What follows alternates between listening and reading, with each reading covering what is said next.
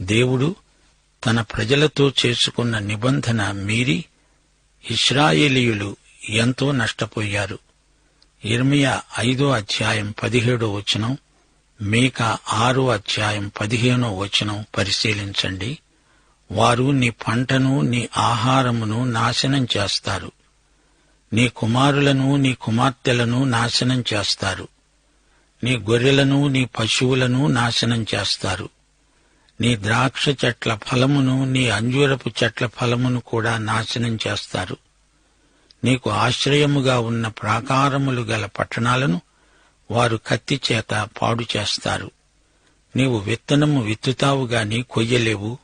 Olive పండ్లను, ద్రాక్ష పండ్లను త్రొక్కుతావు గాని తైలము పూసుకోవు, ద్రాక్షరసం పానము చెయ్యవు. వారు అవిధేయులైతే 7 సార్లు వారిని తీవ్రంగా శిక్షిస్తాను అంటున్నాడు. అది సంపూర్ణమైన తీర్పు. వారికి గర్వభంగమవుతుంది. వర్షాభావం చేత కరువు వస్తుంది. తెగుళ్లు, రోగాలు వచ్చి ప్రజలు హతమవుతారు. దేవునికి అవిధేయులైనందుకు ఇది వారి మీదికి వచ్చిన శిక్ష. యెహెజ్కేలు 5:12 ఎలాంటి భయంకరమైన శిక్ష రాబోతోందో దేవుడు స్పష్టంగా చెబుతున్నాడు. కరువు వచ్చి ఉండగా నీలో 3వ భాగం తెగులు చేత మరణమవుతుంది.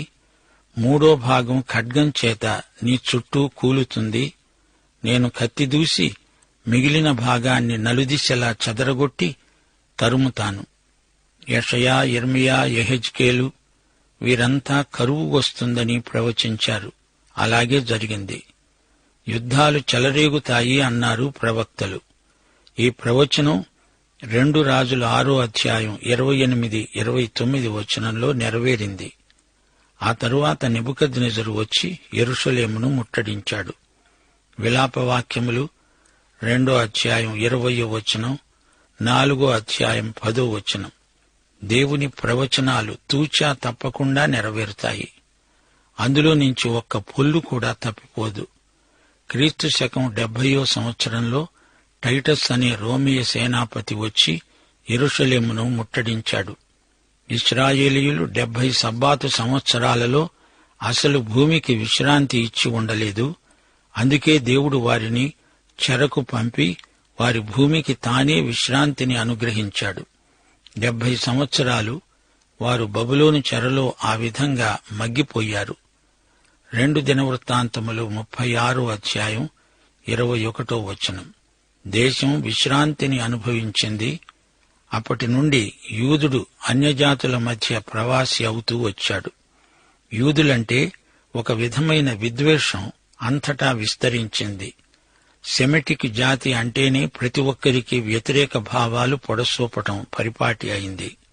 లేవియ కాండంలో యూదజాతి యొక్క భవిష్యత్తు ఎంతో నిర్దుష్టంగా ప్రవచించబడడం ఒక విశేషం.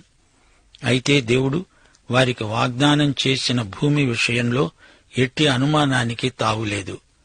ఇశ్రాయేలుకు కనాను వాగ్దత్త భూమి. దేవుడు అబ్రహాము, ఇస్సాకు, యాకోబులతో చేసుకున్న నిబంధన ఎన్నటికీ వీగిపోదు. నిర్గమకాండం గ్రంథంలో మనం విన్నాము కదా, ఇశ్రాయేలు ప్రజలు ఈజిప్టు దేశంలో దాస్యంలో బాధతో మూలిగినప్పుడు దేవుడు తన నిబంధనను జ్ఞాపకం చేసుకున్నాడు.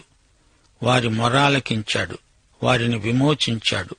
బబులోనులో ఉండగా దానియేలు ఎంత ప్రార్థించాడో మీకు జ్ఞాపకం ఉందా? తన ప్రజల పాపాలను గురించి దానియేలు ఎంతో విలపించాడు. తన దేశ ప్రజలతో తాను సంయుక్తపరుచుకున్నాడు. అప్పుడు దేవుడు దానియేలు వద్దకు తన రాయబారిని పంపాడు. ప్రార్థనలకు సత్వరమే జవాబు లభించింది. వారు వాగ్దత్త భూమికి తిరిగి రాగలిగారు. రోమాపత్రిక 11:1-25 వరకు పౌలు ఇదే అంశాన్ని బాగా తరచి చర్చించాడు. దేవుడు తన ప్రజలను మరచిపోలేదు. యిర్మీయా 31:31-34 వరకు ఇదే అంశం ప్రస్తావించబడింది. ఇశ్రాయేలును దేవుడు మరచిపోలేదు. దేవుడు తన నిబంధనను మరచిపోయేటంత అన్యాయస్థుడు కాడు. ఆదాము హవ్వలు ఏ విధంగా ఆజ్ఞాతిక్రమం వల్ల సర్వ సృష్టి మీదికి పాపాన్ని తెచ్చిపెట్టారో అలాగే ఇశ్రాయేలు జాతి దేవుని ఆజ్ఞను మీరి చెదరిపోయారు. అయితే ఒక జాతిగా వారు తమ వాగ్దత్త భూమికి తిరిగి వస్తారు. కాని మొదట వారు దేవుని వద్దకు తిరిగి రావాలి. దేవుడు ఎంతైనా నమ్మదగినవాడు. మోషే నాయకత్వం నిజంగా ఇశ్రాయేలుకు గర్వకారణమని చెప్పవచ్చు. అయితే మోషే కంటే శ్రేష్ఠుడు మెస్సీయా, యేసు ప్రభు. యోహాను సువార్త 1:17 మోషే ద్వారా ధర్మశాస్త్రం వస్తే కృపాసత్యములు యేసుక్రీస్తు ద్వారా వచ్చాయి. దేవునికి స్తోత్రం. మనమిప్పుడు 27వ అధ్యాయానికి వచ్చాము. 26వ అధ్యాయంలో చెప్పబడిన విషయాలకు 27వ అధ్యాయం ఫలశ్రుతి. అలాగే యోహాను సువార్తను చూడండి. 20వ అధ్యాయంలోని విశేషాలను చెప్పి ముగిస్తూ 21వ అధ్యాయంలో పేతురుకు గొప్ప సందేశమిచ్చాడు ప్రభు.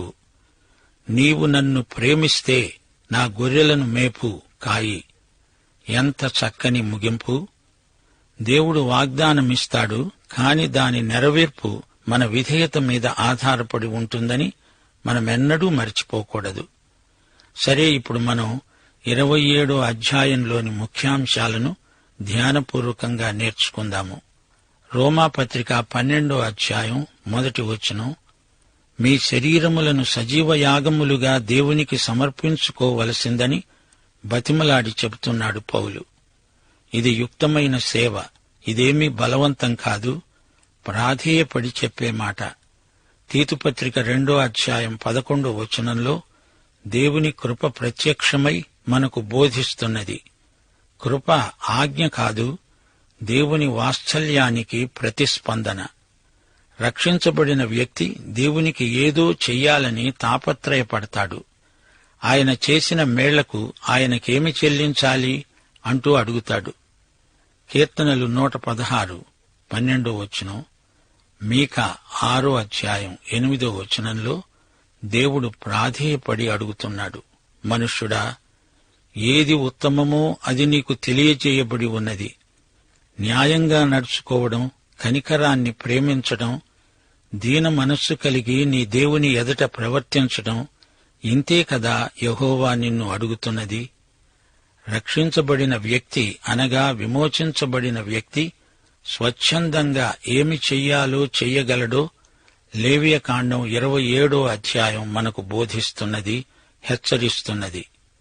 సామెతలు 20:25 వివేచించకుండా ప్రతిష్ఠితం అని చెప్పటము, మొక్కుకున్న తరువాత దానిని గూర్చి విచారించడము ఒకనికి ఉరి అవుతాయి. మాట ఇచ్చి తప్పకూడదు. ప్రసంగి 5వ అధ్యాయం 4-6 వరకు ఇదే మాట వినపడుతోంది. నీవు దేవునికి మొక్కుబడి చేసి ఉంటే దాన్ని చెల్లించడానికి ఆలస్యం చేయవద్దు. బుద్ధిహీనులయందు ఆయనకు ఇష్టముండదు. నీవు మొక్కుకున్న దాన్ని చెల్లించు. నీవు మొక్కుకొని చెల్లించకుండా ఉండే కంటే మొక్కుకోకుండా ఉంటేనే మేలు. ఎన్నో వ్రతాలు, దీక్షలు, మొక్కుబళ్లు ఉన్నాయి. సంఖ్యాకాండం 6వ అధ్యాయంలో నజీరు వ్రతమున్నది. యెఫ్తా మొక్కుబడి ఎలాంటిదంటారు? న్యాయాధిపతులు 11వ అధ్యాయం 30, 31, 39, 40 వినండి. అది నరబలి అంటారా? కాదు. యెఫ్తా యెహోవాకు మొక్కుకున్నాడు, నీవు నా చేతికి అమ్మోనీయులను నిశ్చయంగా అప్పగించిన ఎడల నేను వారి యొద్ద నుండి క్షేమంగా తిరిగి వచ్చేటప్పుడు నాకు ఎదురుగా నా ఇంటి ద్వారము నుండి బయలుదేరి వచ్చేదేదో అది యెహోవాకు ప్రతిష్ఠితమవుతుంది. దహనబలిగా దాన్ని అర్పిస్తాను. ఆ 2 నెలల అంతమందు ఆమె తన తండ్రి వద్దకు తిరిగి రాగా అతడు తాను మొక్కుకొన్న మొక్కుబడి చొప్పున ఆమెకు చేశాడు. ఆమె పురుషుణ్ణి ఎరుగనే లేదు. ప్రతి సంవత్సరం ఇశ్రాయేలీయుల కుమార్తెలు 4 దినములు గిలాదు దేశస్థుడైన యెఫ్తా కుమార్తెను ప్రసిద్ధి చేసే వాడుక ఉంది. మొక్కుబడి చెల్లించాలి, లేకపోతే అది అపరాధమవుతుంది. దానికి అపరాధ బలి అర్పించాల్సి వస్తుంది. లేవియకాండం 5వ అధ్యాయం 4-6 వరకు, ద్వితీయోపదేశకాండం 23వ అధ్యాయం 21-23 వరకు ఈ విషయం తేటగా వివరించబడింది. యెహోవా మోషేకు ఆజ్ఞాపిస్తూ అన్నాడు, నీవు ఇశ్రాయేలీయులకు చెప్పు, విశేషమైన మొక్కుబళ్ళు యెహోవాకు తప్పక చెల్లించాలి. దానికి నువ్వే వెల నిర్ణయించాలి. 20 నుండి 60 ఏండ్లు గల పురుషుడైతే 50 తులాల వెండి, స్త్రీ అయితే 30 తులాల వెండి చెల్లించాలి. 5 నుండి 20 ఏండ్ల బాలునికి 20 తులాల వెండి, బాలికకు 10 తులాలు. నెల మొదలుకొని 5 ఏండ్ల లోపు మగవానికి 5 తులాలు, స్త్రీకి 3 తులాలు వెండి చెల్లించాలి. 60 ఏండ్లు దాటితే మగవానికి 15, స్త్రీకి 10 తులాల వెండి విధించబడుతుంది. ఈ నిర్ణీత వెల చెల్లించలేనంత బీదవాడైతే యాజకుని ఎదట హాజరు కావాలి. అప్పుడు యాజకుడు ప్రత్యేకమైన వెల నిర్ణయిస్తాడు. మొక్కుకున్న వాని ఆర్థిక స్థితిని బట్టి ఈ వెల నిర్ణయించబడుతుంది. విశేషమైన అర్పణ అంటే ఏమిటి? 2 సమూయేలు 24:24 దావీదు ఏమన్నాడో విని అప్పుడు చెప్పండి. వెల ఇచ్చి కొంటాను, వెల ఇవ్వక నేను తీసుకున్న దానిని యెహోవాకు దహన బలిగా అర్పించను అని అరౌనాతో చెప్పి ఆ కళ్లమును ఎడ్లను 50 తులముల వెండికి కొన్నాడు. అది అసలైన అర్పణ అంటే. దేవునికి ఇవ్వటంలో సులభ పద్ధతులు ఉండవు. అయినా ఈ కృపాయుగంలో మనం చెల్లించం, ఇస్తాము. చెల్లించడానికి ఇవ్వటానికి ఎంతో వ్యత్యాసముంది. పన్ను ఇవ్వడం చెల్లించడం, ఇవ్వటం దాతృత్వం. దశమ భాగాలు చెల్లించేవి, కానుకలు ఇచ్చేవి. ఇవ్వటం అనేది దాతృత్వ కృప. దేవుడు నీ దృష్టిలో చౌకబారు వ్యక్తి అయితే దేవుని దృష్టిలో నీవు అంతే అవుతావు. జాగ్రత్త. అసలు మనిషికి దరిద్రం ఎందుకొస్తుంది? దేవునితో ఆ వ్యక్తికి ఉన్న సంబంధం అతని దాతృత్వంలోనే పరీక్షకు వస్తుంది. దేవుని కోసం తెగువతో ఇచ్చేవారికి దేవుడు దరిద్రం రానియ్యడు. ఇది నిజం. యెహోవా నా కాపరి, నాకు లేమి కలుగదు. మొక్కుబడి వెల నిర్ణయించబడింది. 20 నుండి 60 ఏండ్ల వయస్సున్న మనిషి పనిచేయగలడు. స్త్రీల మొక్కుబడి వెల తక్కువ. ఈ సందర్భంలో యెఫ్తా కుమార్తెను గురించి ఒక మాట చెప్పాలి. అతడు తన కుమార్తెను నరబలి చేయలేదు. ఆమె సజీవ యాగంగా దేవునికి సమర్పించబడింది. కన్యకగా ఉండిపోయి దైవ సేవ చేసింది. అనగా ఆమె పక్షాన మూల్యం చెల్లించబడింది. ఆమె తండ్రి మొక్కుబడి నుండి విడుదల పొందింది. అలాగే హన్నా సమూయేలును దైవ సేవకు అర్పించింది. ఆమె మొక్కుబడి వెల చెల్లించింది. 1 సమూయేలు 1:27-28 వినండి. ఈ బిడ్డను దయచేయమని యెహోవాతో నేను చేసిన మనవిని ఆయన నాకనుగ్రహించాడు. కాబట్టి నేను ఆ బిడ్డను యెహోవాకు ప్రతిష్ఠిస్తున్నాను. తాను బ్రతికే దినములన్నిటా వాడు యెహోవాకు ప్రతిష్ఠితుడు. సోదరీ సోదరులారా, మీ మాటేమిటి? యెఫ్తాలాగా, హన్నాలాగా మీ బిడ్డలను దైవ సేవకు అర్పిస్తున్నారా? విడుదల పొందాలంటే మూల్యం చెల్లించాలి. ఇది బలవంతం కాదు. కృపాసహితమైన కానుకలు దేవునికి ఇవ్వాలి. ఒక్కొక్కరి మొక్కుబడి విలువ యాజకుడు ఎలా నిర్ధారణ చేస్తాడు? ఆ వ్యక్తి యొక్క వయస్సును బట్టి మాత్రమే. అంతేకాని ఆ వ్యక్తి యొక్క సాంఘిక అంతస్తుతో నిమిత్తం లేదు. ఆ వ్యక్తి పలుకుబడి, పేరు ప్రఖ్యాతులతో ప్రమేయం లేదు. మొక్కుబడి విలువ ఆ వ్యక్తి వయస్సు, పనిచేసే బలము, సామర్థ్యాన్ని బట్టి ఉంటుంది. ఈ స్వచ్ఛంద సేవలో దేవుడు ఏ విధంగా అందరికీ అవకాశం కల్పించాడో చూడండి. యాజకుడు న్యాయంగా, ఎట్టి పక్షపాతము లేకుండా వెల నిర్ణయిస్తాడు. బీద విధవరాలి 2 కాసులు పరలోకంలో ఎంతో విలువైనవి. ధనికులు ఆడంబరంగా ఇచ్చే పెద్ద మొత్తాలకు పరలోకంలో ఎట్టి ప్రశంస లభించదని తెలుసుకోండి. దేవుడు పక్షపాతి కాడు. పరిసయ్యుని ప్రార్థన దేవుడు వినలేదు. అదే సమయంలో సుంకరి ప్రార్థన విన్నాడు, జవాబిచ్చాడు. సేవ చేసేవారే వెల చెల్లించడం దైవ సేవలో ఉన్న గొప్ప విశేషం. దైవ సేవే గొప్ప భాగ్యం. ఇది దేవదూతలకు సైతం లభ్యం కానిది. లేవియకాండం 27 9వ నుండి. పశువులను బలిగా అర్పించేటప్పుడు అది మార్చకూడదు, అది యెహోవాకు ప్రతిష్ఠితం. ఒకటి ఇస్తానని మరొకటి ఇవ్వకూడదు, మంచిది ఇస్తానని దాన్ని మార్చి చెడ్డదానిని ఇవ్వకూడదు. ఒకదానికి బదులు మరొకటి ఇస్తే అప్పుడు ఆ రెండూ అర్పించవలసి ఉంటుంది. అపవిత్ర జంతువును తెస్తే దానిని మొదట యాజకుని ఎదుట నిలువబెట్టాలి. ఆ జంతువు నాణ్యతను బట్టి యాజకుడు వెల నిర్ణయిస్తాడు. యాజకుడు నిర్ణయించిన వెలే స్థిరపడుతుంది. ఎవడైనా దాన్ని విడిపించుకోవాలంటే దాని నిర్ణీత వెలలో 5వ వంతు దానికి చేర్చి మరీ చెల్లించాలి. దేవునికి ఇచ్చే విషయంలో మరో తలంపు ఉండకూడదు. ఇస్తానన్న దానికి బదులు మరొకటి ఇవ్వటం తప్పు. అననీయ సప్పీరాలు ఏం చేశారో చూడండి. భూమినైతే అమ్మారు, కాని ఆ పైకంలో కొంత దాచిపెట్టుకుని మిగతాది తెచ్చి ఇచ్చారు. వారెందుకు అలా చేశారు? అంతా ఇచ్చి తీరాలనే నిర్బంధం లేదే. స్వచ్ఛందంగా ఇచ్చే అర్పణలు ఎంత తక్కువైనా ఇవ్వొచ్చు, ఎంత ఎక్కువైనా ఇవ్వగలరు. అపవిత్ర జంతువైతే దాన్ని బలి ఇవ్వకూడదు గాని దాని నిర్ణీత వెల చెల్లించాలి. అంతేకాదు, దానికి అదనంగా 5 వంతులు జరిమానా చెల్లించవలసి ఉంటుంది. 14-15 ఎవడైనా తన ఇల్లు యెహోవాకు ప్రతిష్ఠించాలంటే ఆ ఇల్లు మంచిదైనా మంచిది కాకపోయినా దాని వెల ఎంతో యాజకుడే నిర్ణయిస్తాడు. యాజకుడు నిర్ణయించిందే అసలైన ఆధికారికమైన వెల. ఆ ఇంటిని విడిపించుకోవాలంటే యాజకుడు నిర్ణయించిన వెలలో 5వ వంతు దానితో కలపాలి.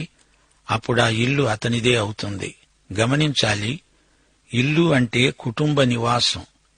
ఆ ఇంటిని అందరి కుటుంబాన్ని ప్రభువుకు ప్రతిష్ఠించాలి. అది మంచిదే. ప్రభువుకు ప్రతిష్ఠించినప్పుడు అది ప్రభు ఆస్తి అవుతుంది. అయితే ఆ ఇంటిలో ఉంటున్నవారు యజమాని అయిన ప్రభువునకు అద్దె చెల్లించవద్దా? అలా చెల్లించకపోతే దానిమీద జరిమానాతో సహా చెల్లించాల్సి ఉంటుంది. దేవుడు యజమాని అని నీవు గుర్తించకపోతే జరిమానా విధించబడుతుంది. జాగ్రత్త. ఈ ఆర్థిక సూత్రం తెలియకపోతే అదే దరిద్రం. స్వచ్ఛందంగా మొక్కుబళ్లు చేసేవారు స్వచ్ఛందంగానే ఎట్టి బలవంతము లేకుండా సంతోషంగా తెచ్చి ఇవ్వాలి.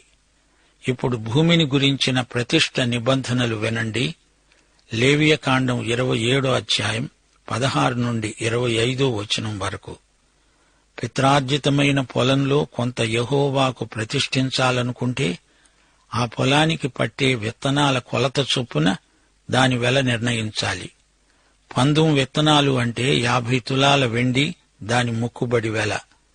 సునాద సంవత్సరం మొదలుకొని పొలాన్ని ప్రతిష్ఠిస్తే యాజకుడు నిర్ణయించే వెల స్థిరమైనది. సునాద సంవత్సరం తర్వాత అయితే మిగిలిన సంవత్సరాల లెక్క చొప్పున మరుసటి సునాద సంవత్సరం వరకు దాని వెల నిర్ణయించాలి. నిర్ణీత వెలలో ఉన్న వార తగ్గుతుంది. దాన్ని విడిపించాలంటే నీవు నిర్ణయించిన వెలలో 5వ వంతు అదనంగా దానికి చేర్చాలి. అప్పుడు ఆ భూమి అతనిదే అవుతుంది. దాన్ని విడిపించకుండా దానిని ఇంకొకరికి అమ్మి ఉంటే మళ్లీ దాన్ని ఎన్నటికీ విడిపించటానికి వీలు కాదు. ఆ పొలం సునాద సంవత్సరంలో విడుదలైతే అది యెహోవాకు ప్రతిష్ఠితమైనదిగానే ఎంచబడుతుంది. అప్పుడు ఆ స్వాస్థ్యం యాజకునిదవుతుంది. తన స్వాస్థ్యములో చేరని పొలాన్ని ఎవడైనా ప్రతిష్ఠిస్తే యాజకుడు సునాద సంవత్సరానికి నిర్ణయించిన వెల చొప్పున అతనికి విధించాలి. ఆ దినమందే ఆ వెల చెల్లించాలి. యాజకుడు నిర్ణయించిన వెల మేరకు అది చెల్లించాలి. ఆ పొలాన్ని అమ్మిన వానికి అది సునాద సంవత్సరంలో తిరిగి వస్తుంది. అది పిత్రార్జితం గనుక ఈ నియమం వర్తిస్తుంది. యాజకుడు నిర్ణయించిన వెలలన్నీ పరిశుద్ధ స్థలమందలి ప్రత్యేక నిర్ణీత వెలలు. 1 తులం అంటే 20 చిన్నాలు. ఈ విధానమంతా గజిబిజి అనిపిస్తోందా శ్రోతలు? భూమి దేవునిదే అయినా ఆయనకు ప్రతిష్ఠించటం జరుగుతుంది. భూమి ప్రతిష్ఠ వెల ఎలా నిర్ణయించాలి అంటే ఆ భూమి ఫలసాయాన్ని బట్టి దాని వెల. అంతేకాదు, సునాద సంవత్సరానికి ముందు తరువాత ఎన్ని నెలలకు ఎన్ని రోజులకు అనే దాన్ని బట్టి కూడా వేల మారుతుంది. సునాద సంవత్సరం వచ్చింది అంటే పిత్రార్జితమైన భూములైతే వాటి యజమానులకే అవి తిరిగి వచ్చేస్తాయి. సునాద సంవత్సరానికి ముందు కొద్ది నెలల కిందట దాన్ని కొంటే దాని వెంటనే వదులుకోవటంలో కొన్నవాని ఉదార స్వభావం కనిపిస్తుంది. అయితే ఎరువు తెచ్చుకున్నది అనగా తాత్కాలికంగా బదులు తెచ్చుకున్నది యెహోవాకు ప్రతిష్ఠించకూడదు. మానవుని ఆంతర్యం దేవునికి తప్ప మరింకెవరికి తెలుసు? సోదరీ సోదరులారా, ప్రతిష్ఠించినా ప్రతిష్ఠించకపోయినా కొన్ని దేవునికే చెంది ఉన్నాయి. వినండి. లేవియకాండం 27 అధ్యాయం 26 నుండి 34 వచనం వరకు.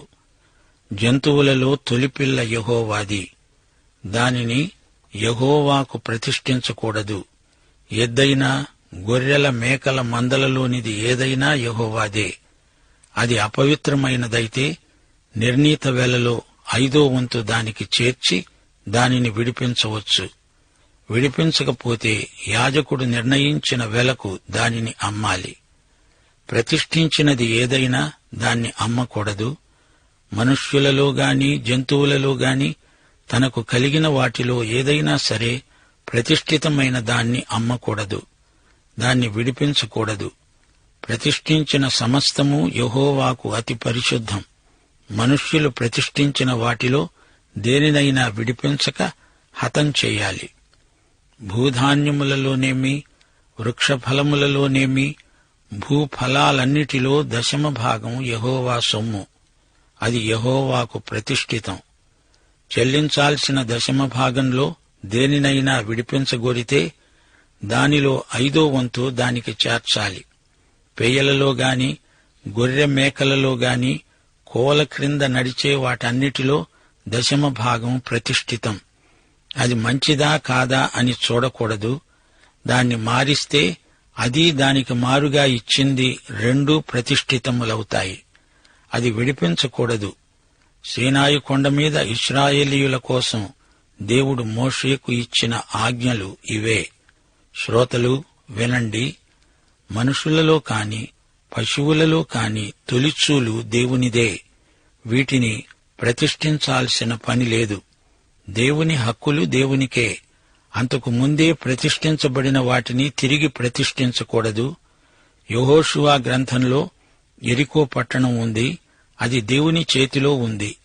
దేవుడు దాన్ని నాశనం చేయాలని తలపెట్టాడు.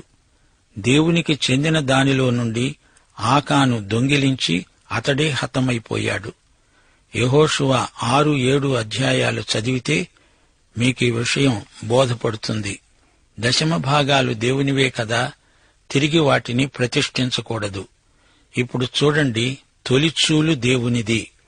అంతకు ముందే దేవుని చేతిలో ఉన్నది ఆయనదే. 10వ భాగాలు ఆయనవి. ఈ 3 యెహోవాకు చెందినవే. లేవియకాండం ఇంతటితో ముగిసింది. ఈ గ్రంథమంతా విని మాతో సహకరించి దేవుణ్ణి మహిమపరిచిన మీకందరికీ మా అభినందనలు. తీతుపత్రిక 2వ అధ్యాయం 11 నుండి 14 వచనాలతో ఈ మహాద్భుత గ్రంథాన్ని లేవియకాండాన్ని ముగిస్తాము. సమస్త మనుష్యులకు దేవుని కృప ప్రత్యక్షమై మనము భక్తిహీనతను ఇహలోక సంబంధమైన దురాశలను విసర్జించి శుభప్రదమైన నిరీక్షణ నిమిత్తము అనగా మహాదేవుడును మన రక్షకుడునైన యేసుక్రీస్తు మహిమ యొక్క ప్రత్యక్షత కోసమై ఎదురు చూస్తూ ఈ లోకంలో స్వస్థబుద్ధితో నీతితో భక్తితో బ్రతుకుతూ ఉండాలని మనకు బోధిస్తున్నది. దైవాశీస్సులు. ప్రార్థన చేసుకుందాం. ప్రేమగల తండ్రి, నీ వాక్యాన్ని మేము శ్రద్ధగా వినడానికి, విశేషించి లేవియ కాండమంతా అధ్యయనం చేయడానికి మీ పరిశుద్ధాత్మ సహాయం మాకు దయచేసినందుకు మీకెంతో కృతజ్ఞులం. వాక్యములో మేము నేర్చుకున్న సత్యాలను మా జీవితాలకు అన్వయించుకొని మేలు పొందడానికి మాపై మీ కృపలను వర్షించండి. మా శ్రోతలందరినీ వ్యక్తిగతంగాను కుటుంబములుగాను దీవించండి. వాక్యాశీర్వాదాలు మెండుగా దయచేయండి. మీరే మహిమ పొందండి. యేసు నామమున ప్రార్థన చేస్తున్నాము తండ్రి. ఆమేన్.